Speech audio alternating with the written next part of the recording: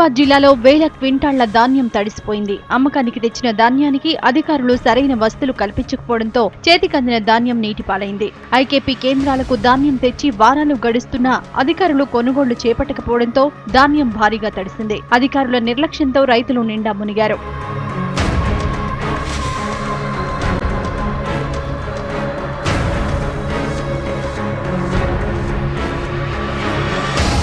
IKP సెంటర్ల దగ్గర సరైన వస్తువులు లేక రైతులు తీవ్ర ఇబ్బందులు ఎదుర్కొంటున్నారు. అయితే ధాన్యం తడవకుండా అధికారులు రక్షణ చర్యలు చేపట్టాలి. కేంద్రాలకు తాటిపత్రులు సరఫరా చేయాలి. ప్రతి కేంద్రానికి 10 నుంచి 15 వరకు తాటిపత్రులు కావాలని ఐకేపీ సిబ్బంది మార్కెటింగ్ శాఖను కోరింది.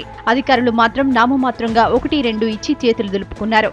ఇలాంటి ప్రత్యామ్నాయ చర్యలు చేపట్టకపోవడంతో రైతులు కొనుగోళ్లకు తెచ్చిన ధాన్యం నీటిపాలైంది. దీనంతటికీ కారణం అధికారులేనంటూ మండిపడుతున్నారు రైతులు. ఎట్లాంటి దీనికి సెక్యూరిటీ వడ్లకు సెక్యూరిటీ మాత్రం లేదు.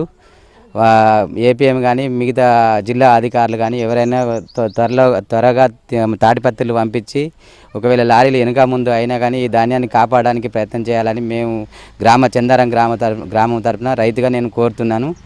ఈ అధికారులు మాత్రం వాళ్లకు ప్రలోభాలకు లొంగకుండా ఐకేపీ వాళ్లకు పూర్తి అధికారం ఇచ్చి మహిళలను సరి అయిన సక్రమైన పద్ధతిలో నడిపించడానికి సహకరించగలరని మేము V6 ద్వారా మేము కోరుతున్నాం.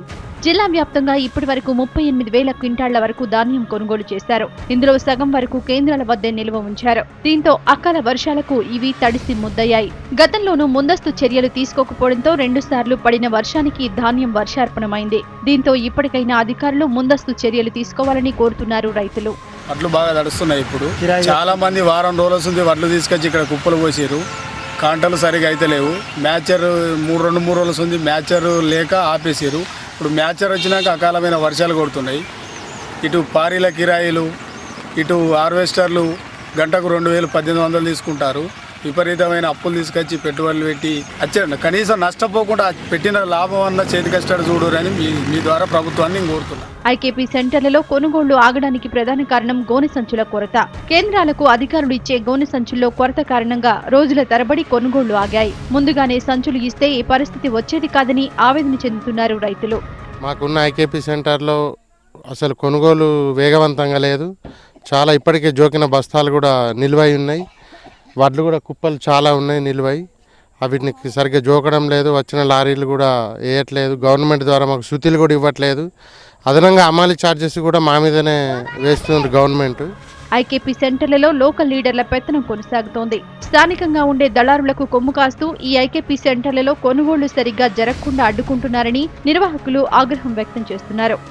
ఈ రాయకుల ద్వారా ఒత్తిడి లేకుండా ఈ ఐకేపీ సెంటర్ కరెక్ట్ నడిచేటట్టు ఈ V6 ద్వారా ప్లస్ అధికారులను కూడా ఈ రాజకీయ నాయకులు అధికారులను కూడా బెదిరిస్తున్నారు. ఇప్పుడు ఇక్కడ ఉప సర్పంచ్ అనే వ్యక్తి ఒక అతను ఉన్నాడు. అతను ఇంతకుముందు వడ్ల వ్యాపారం చేస్తాడు.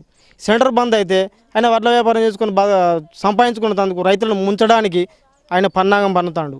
కాబట్టి అధికారులందరూ ఒకసారి చూసి ఈ అక్రమాలకు పాల్పడే వ్యక్తుల మీద చర్య తీసుకొని ఈ సెంటర్ను కరెక్ట్ నడిచేటట్టు అధికారులు చూడాలని చెప్పి V6 ద్వారా ప్లస్ అధికారులకు కూడా తెలియజేసుకుంటారు.